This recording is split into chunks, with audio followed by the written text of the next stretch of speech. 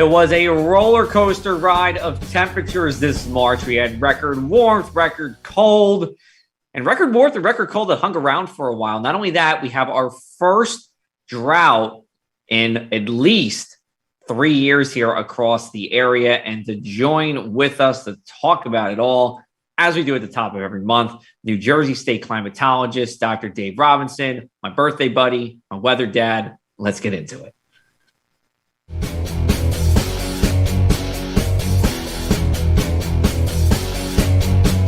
We are here starting off the month of April by talking about the March that was with New Jersey State Climatologist Dr. Dave Robinson. New Jersey State Climatologist Dr. Dave Robinson, why was the weather such a roller coaster ride this month? Because it was March. And that's the easy answer. This is a transition month. But if you read my narrative from February, the theme was the same. Seesaw, roller, a merry-go-round. It was kind of that same kind of weather pattern. And that's interesting. We just have not been able, and maybe that's good or bad, lock into anything for more than a couple of days before it goes in the other direction. And it's been like that really since we got through that cold and snowy January. February and March, you turn around the next day and, look at the first 3 days of this current week, 20 degrees below normal. Yeah. Here we go towards the end of the week. It's 10 degrees above normal. Again, a perfect example. It really has been this seesaw or roller coaster ride. It's been up and down, but I feel like maybe a little more juice to it because we set a number of records this month as well. And I feel like it's higher than usual. I'm going to read off some of these here. So in the end of the month, the 28th, we set record maximum low temperatures. In other words, the thermometer only got as high as 35 degrees in Atlantic City on the 28th. Well, that was setting the record because never before have we been only that high for the day. I mean, record minimum high temperatures. Yes. What did I say? It's a little bit of word. Record maximum low temperatures or whatever. I mean, there's a lot. And this is really neat, Joe, that you mentioned this because it's more than just a record high or a record low. And you pointed out perfectly that there are record low highs and record high lows. Yes. Which we see a lot in the summer these days. We do with those overnight lows. And even for me as a meteorologist, I still got to keep those. I got to keep those words in my head because it's a little confusing to think about. But the point is, we set record cold temperatures, let's say, and whether it was the high or low on the 28th, the 29th, and the 30th. But we broke record warm temperatures, either highs or lows, on the 6th, the 7th, the 18th, and the 19th here in our corner of the state. So there was a true period of March that was reminding me of 2012. Not as extreme. We call it the March March. I don't know if we like that or not, but it was that kind of warmth. But then at the end of the month, we did get that cold snap. So I want to just focus on this cold snap because we don't really, colder air is harder to come by than warmer air nowadays here. I've picked a couple of stats out. I want to see if any of these impress you since you are the climate guru here. We actually broke the record low minimum temperature on March 30th. We got down to 20. It broke the record by 4 degrees. The last time we broke a record low by 4 degrees was in January of 2018. Is that impressive? Yeah, 4 degrees is pretty good. Now you're talking Atlantic City Airport of about a 60-year record. So it's impressive because it is 60 years. Well, actually, correct me if I'm wrong, about 80 years, back to the 40s. You were looking at the airport, I think they do the records to 58 or something like that. Now, we're going to come back. I have 1944. We'll come back after break and look that. Well, we're going to come back after break. All right, but go ahead. But Atlantic City Marina, we're talking the 1870s and New Brunswick turn of the century. But it is... 4 degrees is pretty impressive. It either shows you, you and I know we talk about weak records. Oh, that's a weak record low. That's a weak record high. And it means it's in shooting range easier. But I didn't look, but I wouldn't contend that those were easy marks. But I'd have to compare what that record was compared to the days around it to see if it was kind of just waiting to be broken, if you will. Well, but it was an unusual, long and prolonged 3-day cold spell. I think you mentioned that. It wasn't a one and done. Correct. I mean, this time of year, to keep it that cold for that long, you have to keep the door open to the Arctic. And remember how windy it was the first 3 days, really, of it. The final night, it kind of calmed down. So it was an impressive cold. And what made it more worrisome, we were on the heels of having probably the 10th warmest March on record, going back to 1895 for New Jersey, 10th warmest. And because of that, the foliage, except right along the coast, that's where the saving grace is, the modifying cool air of the ocean. But inland, vegetation was 1 to 2 weeks ahead of normal. So that left them vulnerable to a pretty substantial late March cold wave. I'm looking out my window at some magnolia trees that are the flowers are brown. They got zapped. Yeah, that's it. And the verdict is still not in about blueberries, but I've talked to director of the Martucci Blueberry Cranberry Research Lab down at Rutgers. Yeah, and there's a lot of concern as to the damage it did to the blueberry bushes and thus to the growing season. So I haven't heard from him in the last day, but he wrote me a couple days ago, wondering why I couldn't do something about the weather. You mean you can't? No. Bummer. But seriously, that's a bad hit. And I haven't heard anything about apples and peaches, but the fact was, and this is a scenario we dread, you get early season warmth, early green up, early flowering of your fruit plants, and then comes a run-of-the-mill, or in this case, a record-breaking cold spell. And it wasn't just the one night of cold. It wasn't just 2 or 3 hours of cold. When you went Sunday into Monday, and Monday barely got above freezing in any part of the state, you had temperatures at or below freezing for 36, 40 hours. I'm just throwing some general numbers out there, not just for 2 or 3 hours. And you didn't have them down at 26 or 28 or 30 degrees. Up in the northwest part of the state, they were down to 12 and 14 degrees. But in the Pinelands, you had them down into the upper teens and the low 20s. And that's just, is too cold, too late, but it had been too warm, too early. And with that, that's a lethal combination. You're reminding me of a piece I did last year about what does wintertime climate change mean for South Jersey. And one of the things that when I spoke to a couple of farmers is exactly the scenario that we just had.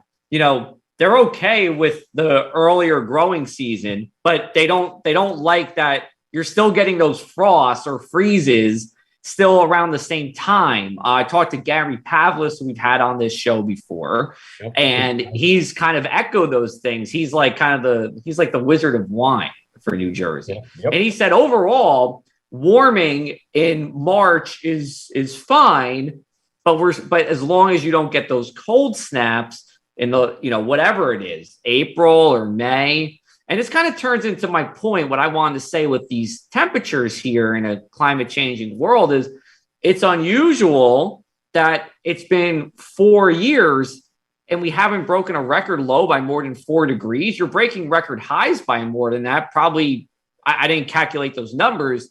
One number I did calculate, though, it was the first time we had consecutive record low temperatures since February of 2015 at ACY at the airport. Well, since then, we've had 9 consecutive record high streaks. Now, some of that's low-hanging fruit to your point, but I think it just kind of drives home a trend. Yeah. And I think if I read something correctly somewhere, the record lows, the back-to-back record lows at Atlantic City were late in the evening one day and the next early morning. So It wasn't 2 mornings in a row. It was really one night that got cold real quick and broke a record for the day before we got to midnight. And then it continued to get a little colder and broke a low for the next day in the morning. So even that, it's 2 records back to back. But you don't have record highs like that because you get a record high in the afternoon. Right. You don't keep that record high till midnight. Right. No, you're right. And I'm actually going to look, as we're talking here, I'm looking here. You're talking about the 29th. I mean, we got down to, you know what? We'll come back to that. I got to fish around with the numbers, but I have it up here. We have a lot to come back to after the break on this one. But anyway. Anybody who listened to this podcast before knows we love to get into the depths of there. But this is, as I said, this is serious for the agricultural industry. I would say, Gary, I can understand what he said, but you got to hope that you don't have a cold late March or early April. And let's not forget, first of all, we looked at the trajectory, the back trajectory of where this cold air came from. It's model, called high school. I know. And the parcels of air came from Siberia over the North Pole and from the archipelago of Canada and northwestern Greenland. It came straight down the west side of Hudson's Bay, right over the Great Lakes down to us. It didn't go down through the prairie and plains and make a left turn and come over to us and warm up along the way. This was a direct shot from the polar regions. Yeah. And that's a recipe for really cold air. And it was reinforced for several days running. Right. We hadn't seen that much this winter. We can talk North Atlantic oscillation and negative and positive, but it had been a long time since we had the negative NAO that really allowed the dip in the jet stream to come into the east that opened the door for the cold polar air to come down. Yep. Timing was not good. Timing wasn't good if you were a snow fan because we got some snow squalls out of it. But in January, we lived for that. And the timing wasn't good for the agriculturalists and those waiting for spring to come. So, what a waste of cold. I know. Why can't we squeeze out a couple inches of snow out of this? Hey, we got about 90 seconds before we cut the break. Okay. Just how overall March temperatures here, where are we at? They're going to come in about 3 degrees above normal. Now, the last three days, the 29th, the 28th, 29th, and 30th brought the average temperature down about 1.5 degrees. We had been running close to 5 to 4.5, 5 degrees above normal. And now it's down to about 3 degrees above normal at ACY 2.9 as of this morning, the 31st, not including today, and 3 above, 3.0 at AC Marina. So we ended up above average, but not at the top 10. Those 3 days pulled us back probably 15th, 20th. Now that's out of 128. That's still pretty impressive. That's still pretty good. March. So, I mean, good thing. Is it a good thing or bad thing that March doesn't have 28 days as well? Well, it would have made for more impressive statistics. If this cold air had waited till the beginning of April, we would have ended up with a very toasty March. Yeah. And just to wrap up here on the 10th, we did get up to the 70s 3 days, at least at the airport. And that's when we broke our records, the 6th, 7th, and 19th. You talk about low-hanging fruit.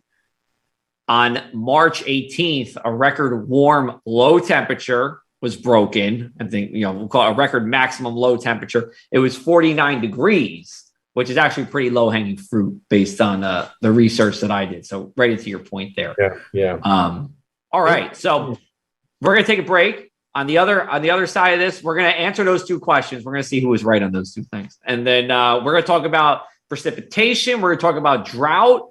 And we're going to talk about why we haven't had much coastal flooding. We'll come back to it in a little bit. This is the Something in the Air podcast.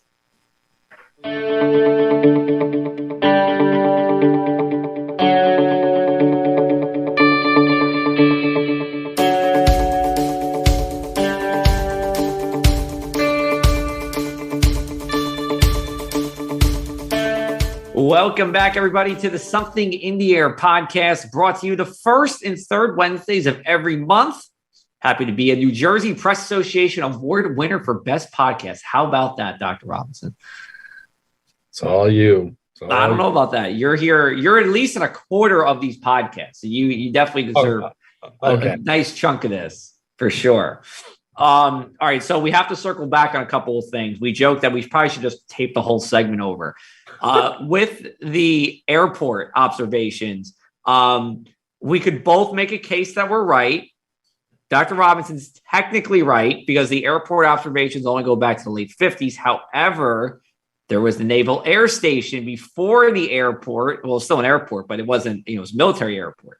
Records go back to the 1940s. So that's what I was thinking of. 2, with those temperatures overnight, turns out that there was no night that actually got cold, and then it got colder and broke a low there. So I don't know where I heard that. But let's also revisit the fact when I talked about them being weak records, those 2 nights were the weakest records in the month of March. There's no other record low on any given day of March at Atlantic City Airport above 18 degrees, except the records that we broke on the 29th and 30th, which were like 24 and 22. So those were easy marks. And we didn't break them that much. So they're still the 2 easiest record lows, even after they were set. Now, we're not talking here about global warming and climate change and things like that. These are individual events. Right. And, but again, these were easy marks is what. Basically. So, in other words, we need to do better. We need to break our lows by more degrees. Yeah, but let's break them in a cold March where already the foliage isn't well ahead of where it should be. That is true. Yeah. Okay. All right. Switching gears. We're going to talk about precipitation or related to that, drought. So since the last time we spoke, we are now in our 4th week of drought, moderate drought, which we'll get into. This is actually the lowest drought stage officially. It's just called moderate drought. Dr. Robinson has a part in announcing what stage we're in. So if you're south of the White Horse Pike, Absecon, Cape May County, Cumberland County, Longport, in a moderate drought. North of there, we're in a pre-drought stage called abnormally dry conditions. Now, you were telling me, I think we texted about this. It wasn't so much about the rain per se. It was about the stream flows. Is that correct? And are we still looking at that as we get into April? Yeah. This is a national drought monitor map. It's a map made by committee with a lead author nationally every week. And they take recommendations, as I said, by committee. I make the major recommendations for New Jersey ratings, but I do it in consultation with National Weather Service colleagues and with colleagues from the water branch within the New Jersey Department of Environmental Protection. But when it's at this stage, I mainly make the call in concert with the author. Sometimes the author will suggest something and I'll say, yeah, that's fine. Other times I'll say, but it was when we got to the point of looking at the low groundwater levels and the low stream flow values south of the White Horse. Yeah. I said it's been dry for too long. And the interesting thing is it was, it's winter, so it's this subtle thing, but it's the cumulative nature of it. When you look back at 3 months and 6 months, and even in the far south, 12-month departures from normal, so it's been this prolonged drying out. And we can still get some good rain. And we had some good rain about a week ago that hugged the coast and came up, which was quite beneficial. But this week, it wasn't enough to say no more D1 or get rid of the D0. It's too minute. Remember, this is a national map. Right. But they still allow me to call it, not even by county sometimes. In New Jersey, I think in roadways, it's south of 195 or the AC Expressway, the White Horse Pike or whatever. So, and as you mentioned, it went from D0, abnormally dry, which I called weeks ago, to D1. And the rest of the state, the Northwest and up to Delaware had been in D0. And last week, for the first time, the whole state, even up into New York City, went into D0. You mentioned D1 is called moderate drought. My lexicon, it should be called minor drought.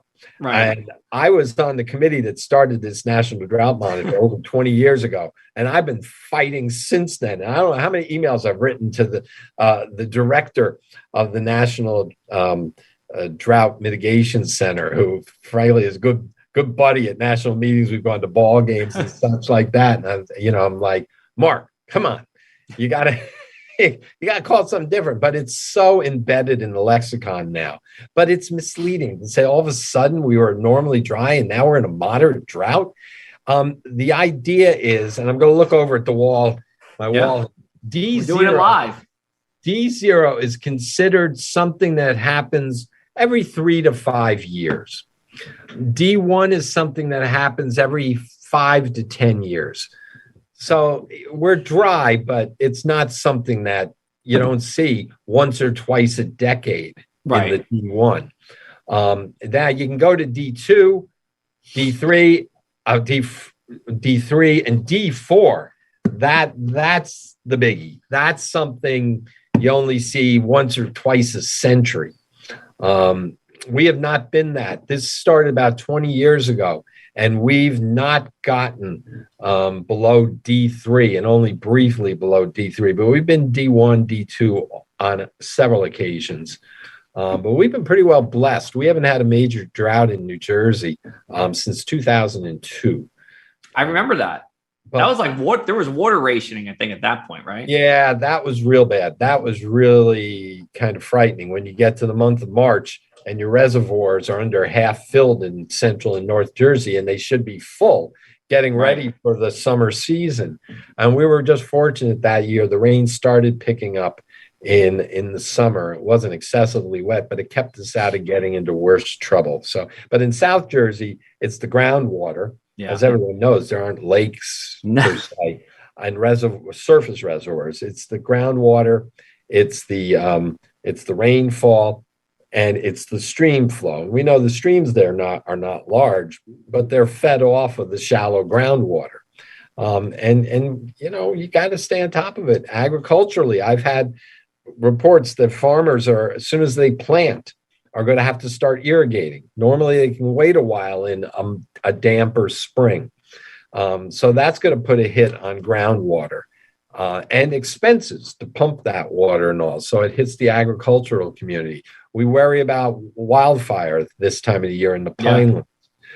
Here we need timely rains. We need a mini soaking every week, and that keeps us out of trouble. We don't need to have a deluge in that case. So there's a lot of different aspects to drought. And I think that's what people need to know. Agricultural drought, you got fire drought, if you will, or dry conditions. You have water resource drought, a variety of different ways of looking at it. Gotcha. Yeah. So, and good. Fingers crossed that this is it. We declared D1 and it starts raining. That's great. That's good news. You're reverse jinxing it. I don't know what you would call it. It's a good thing. But precipitation for the month of March, according to what I have seen, 11 to 25% below average in Ocean and Atlantic counties, Cape May and Cumberland, 26 to 50% below average.